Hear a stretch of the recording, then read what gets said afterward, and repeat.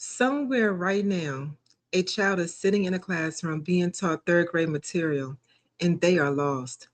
Not because they can't learn it, not because they aren't capable, but because somewhere along the way, a year ago, 2 years ago, maybe longer, there was a gap.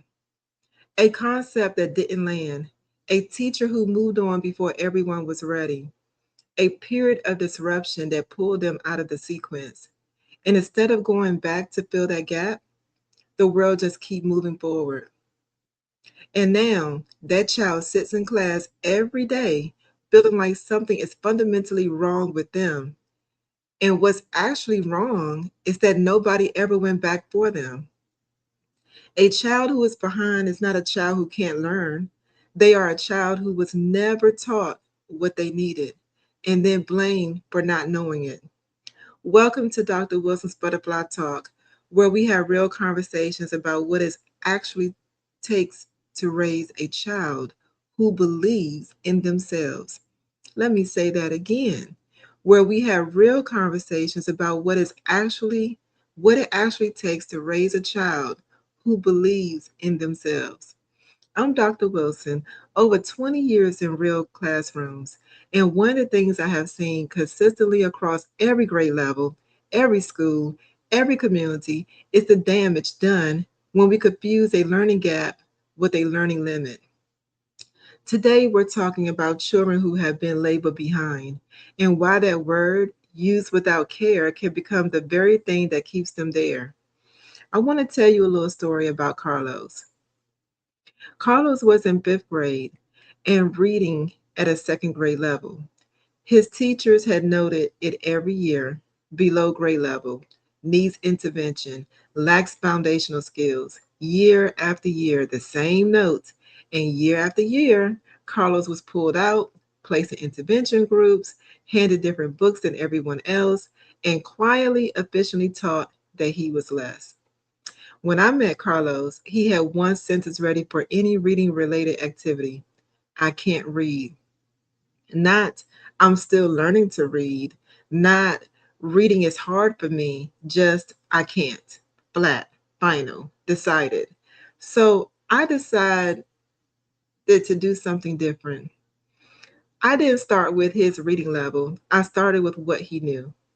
I asked him to tell me out loud, no paper, everything he knew about cars.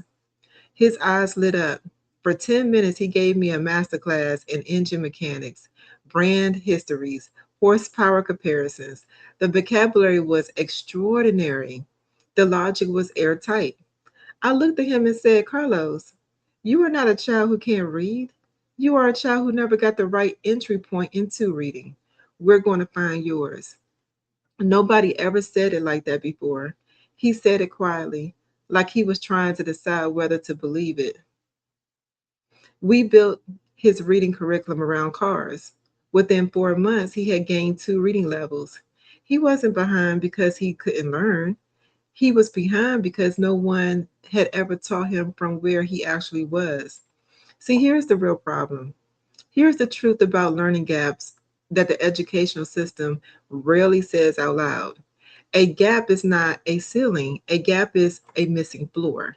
And you cannot build higher until you go back and lay it. When we label a child behind and keep moving the curriculum forward, we are not challenging them.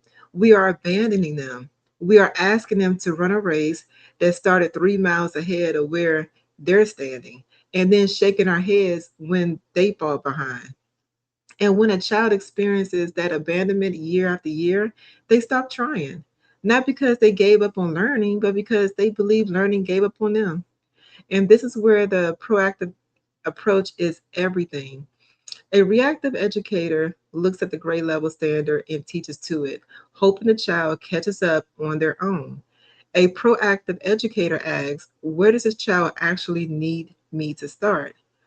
What is the foundation that's missing? And how do I build in a way that doesn't humiliate them in the process? Because here's the other part nobody says: children always know when they're being treated as less. Oh, yeah, they know. They always know when the work they're handed is the easy pile.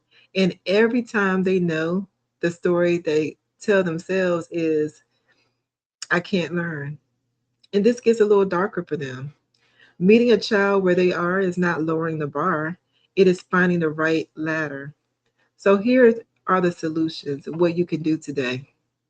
3 proactive strategies for reaching a child who has fallen behind without making them feel further behind for it. Strategy number 1, find what they know and start there. Every child has a body of knowledge. It just may not look like school knowledge. Before you assess what they don't know, explore what they do. Ask them about something they love. Let them be the expert. Then look for the bridge between that expertise and the skill you need to build. Carlos understood sequences, cause and effect, and technical vocabulary all through cars. That was the door. I just had to look for it. Your child thing is not a distraction from the curriculum.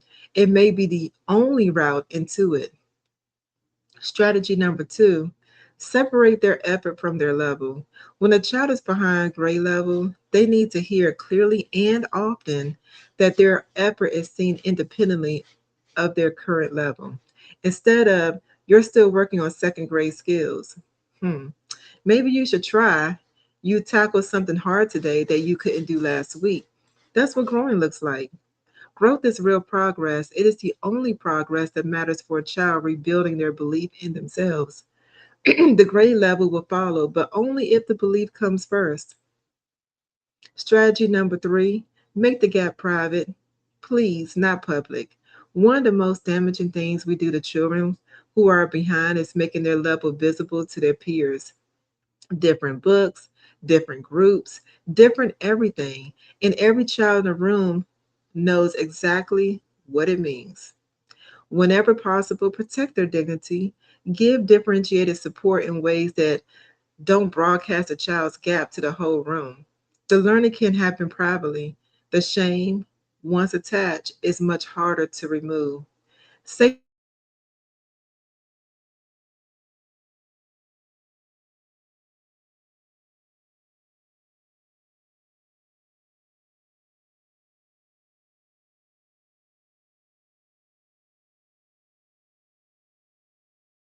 Please, please hear me when I say this. They are not broken. They are not less. They are a child who needed something specific at a specific moment, and the world moved on without giving it to them. Go back, find the gap, fill it without shame, without labels, without making them feel small for needing what every child deserves. Someone who refuses to move forward until they're ready to move with you. You don't have to be perfect. You just have to be present. Here's my call to action for you. This week, I want you to try one thing. Ask a child who struggles academically to teach you something they know very well. Watch what happens to their posture, their voice, their eyes. That child is in there. They just need a different door. Share this episode with a parent or teacher who is worried that a child is too far behind, because too far behind is almost never as permanent as it feels. Not when the right adult describes the best thing for that child and decide to go back for them. New episodes of Dr. Wilson's Butterfly Talk will drop every single week. Subscribe on Spotify so you will never miss one. Until next time, keep showing up for your children, keep growing alongside them, and always remember, every child can bloom when given the right conversation and the right environment.